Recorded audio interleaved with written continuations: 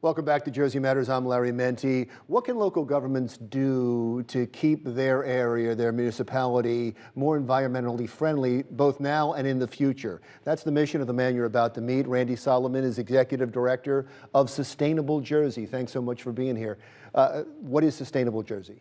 So we are a coalition of 458 municipalities currently and over 300 school districts that have banded together to try to see what we can do to address environmental issues, but not just environmental issues, any kind of an issue where we would say to ourselves, you know, if we don't solve this, we don't foresee ourselves having a positive future, a sustainable future, a good quality of life long term.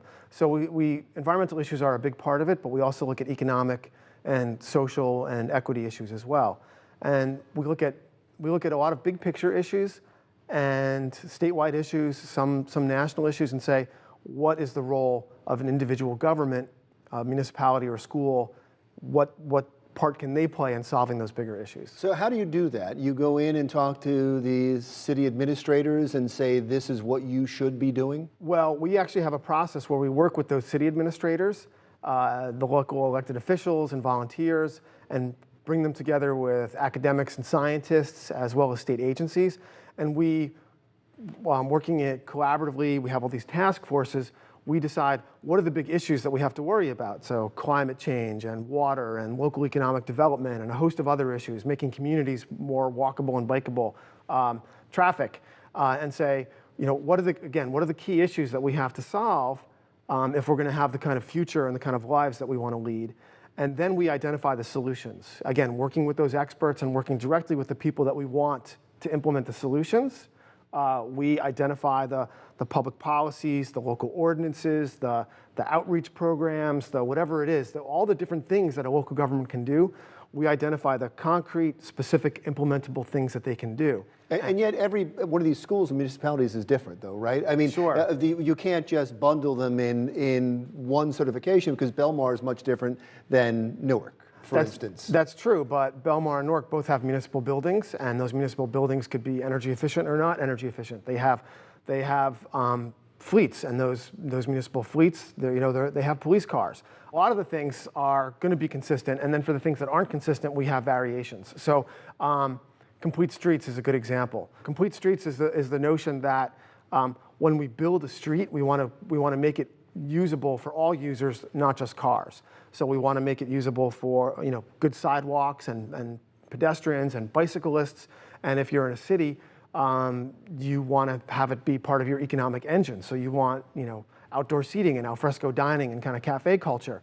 And if you're in Sussex County, then you have to worry about horse trails and hiking and making sure that a cyclist who's riding on the side of a dirt road doesn't get run off the road into a ditch by a car. So what is a complete street is going to vary in every place, but everyone has agreed that we need our streets to serve more than just cars. It's interesting the reasons you're giving it for it, because you've heard the pushback on this kind of stuff. You've heard the term nanny state that they keep saying that you're trying to force my behavior. Mm-hmm. You're forcing me to walk more. You're forcing me to eat better. Let me just do what I want. Sure. Do you think there's a role of government in that they should be forcing people to behave a certain way when it comes to their own bodies and eating? I think it's more a question of who pays for it.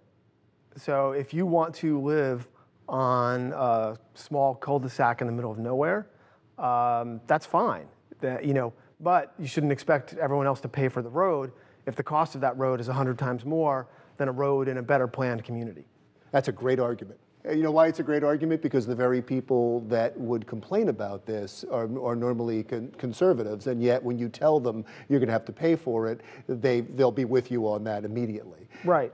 And I think there's a broader point also if you're just talking about redevelopment, because we deal with a lot of issues like climate and lead and water and a bunch of other things, but land use and how we develop is a big part of it. A big chunk of New Jersey is urban. The greatest economic assets we have are the trains that run to New York City and Philadelphia, and our great transportation networks. And we have to, they're struggling, and if we can't make quality of life in urban areas something that everybody wants to participate in, so that those become part of our economic drivers of the future. As a state, we're not going to have a really strong future. And you're already seeing it. Everyone talks about the millennials are moving back to the cities. Empty nesters are moving back to the cities because people are choosing a rich quality of life where they have a lot of social interaction and they can go to the local bakery and the local cafe. And that's something that's not just being chosen in New Jersey, it's being chosen all over the country. That's just straight economics. No, I get it. That's the market. So there's an economic stability to this.